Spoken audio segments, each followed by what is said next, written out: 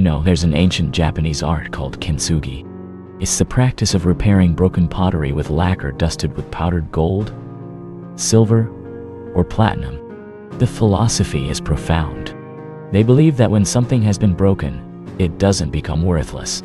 It doesn't get thrown away. Instead, it becomes more valuable. The cracks, the breaks, the shatters, they aren't hidden. They're illuminated. They're gilded. They become the most beautiful part of the object's history. It's a physical representation of a simple, brutal truth. You are not defined by your breaking. You are defined by how you put yourself back together and what you choose to fill the cracks with. Most people think being broken is the end of the story. They don't realize it's just the first, necessary page of a much greater one. They laughed when you failed. I know you remember the sound. It wasn't a joyful sound, was it? It was a specific kind of laughter, the kind that's sharp and thin, like a shard of glass. It didn't come from a place of humor, but from a place of relief. Their laughter was a sigh of relief that it was you on the stage, stumbling over your words, and not them.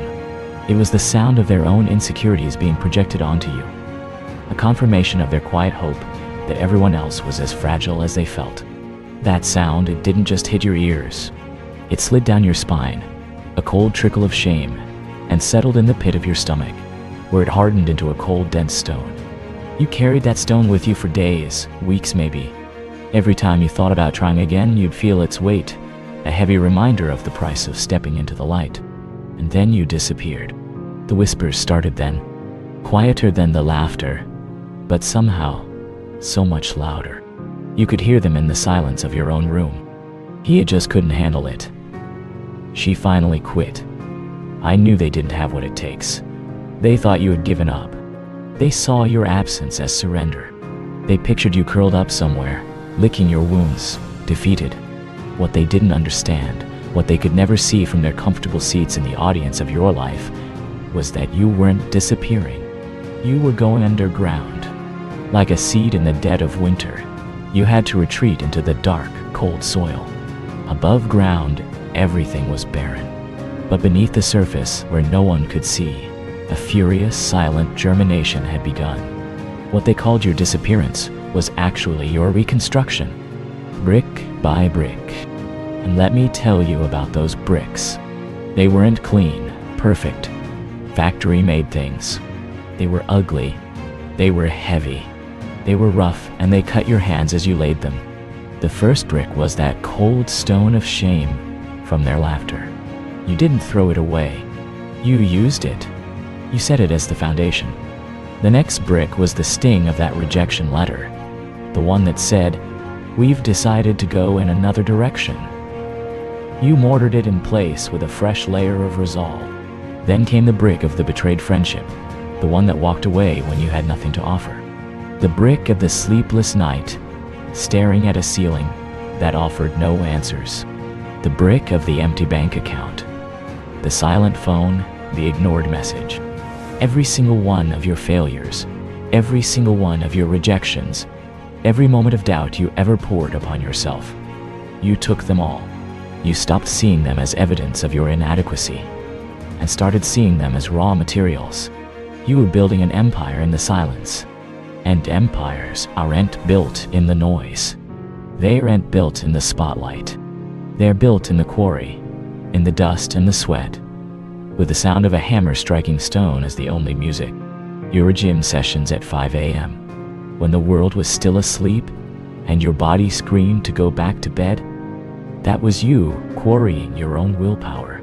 Your late nights at the desk, the blue light of the screen the only thing illuminating the bags under your eyes.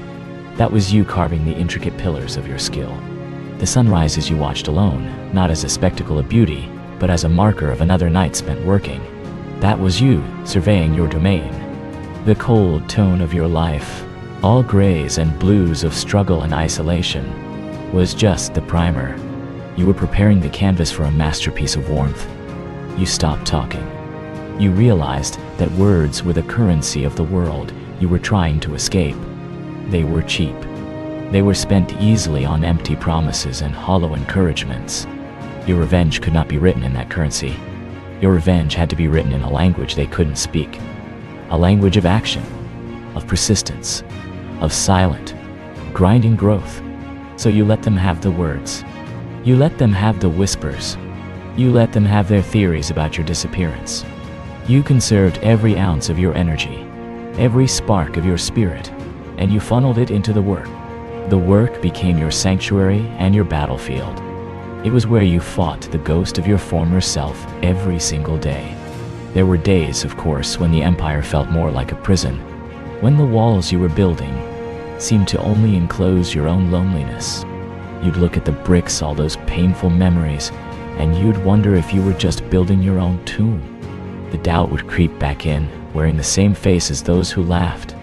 It would whisper the same things. Who do you think you are? This is pointless. You're not special. And on those days, the hardest work wasn't lifting the bricks. It was lifting your own spirit. It was remembering the why.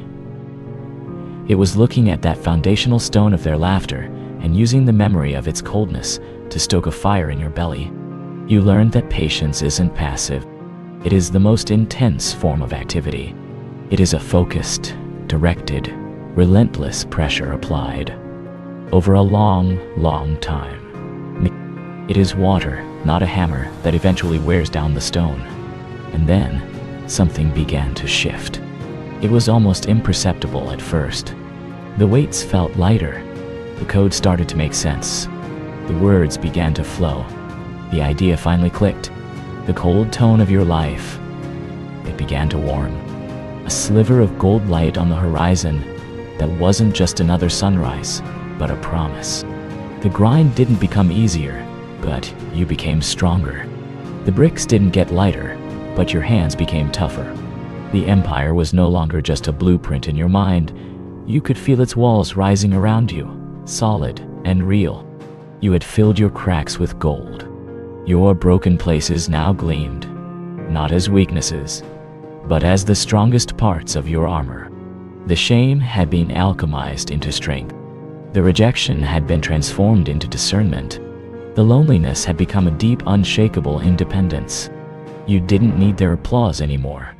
That was the real victory, the one nobody sees. The victory that happened long before anyone ever chanted your name. The moment you realized you were building this empire for yourself, for the person you were becoming, and not as a monument for them to admire. Their approval became irrelevant. Their doubt had been the fuel. But the fire was yours. The destination was yours. And now it's time. The scaffolding is coming down. The silence is breaking, not with a whisper, but with the deafening roar of a truth they never saw coming. It's time for them to see what was forged in the shadows. It's time for them to look upon the structure they thought was a ruin and realize it's a fortress. The joke they laughed at is now the legend they tell. The person they pitied is now the force they respect. The one they counted out is now counting the victories they can only dream of. Your success is your revenge. But it's a quiet, dignified revenge. It requires no announcement. It needs no press release. It simply is.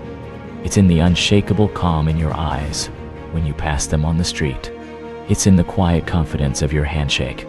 It's in the work that speaks for itself, in a volume that drowns out all their past laughter and whispers. You don't have to say a word. Your existence, your undeniable, unignorable, triumphant existence, says it all. It says you were wrong. It says, I was building. It says, watch this.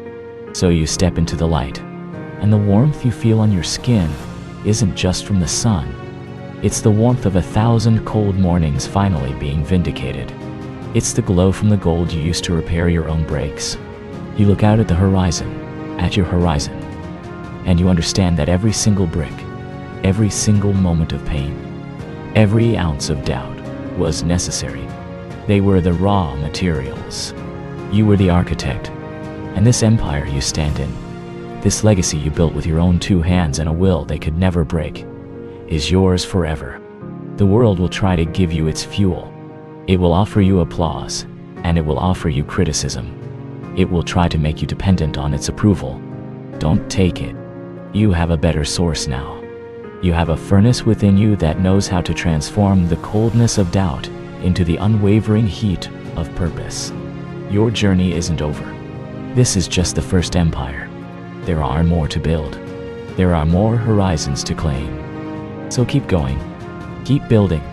Keep using the darkness as your workshop and the silence as your advantage. Let them whisper. Let them doubt. You have work to do. You know the secret now. You know that the most beautiful structures, the most resilient spirits, are not born from perfect, unbroken materials.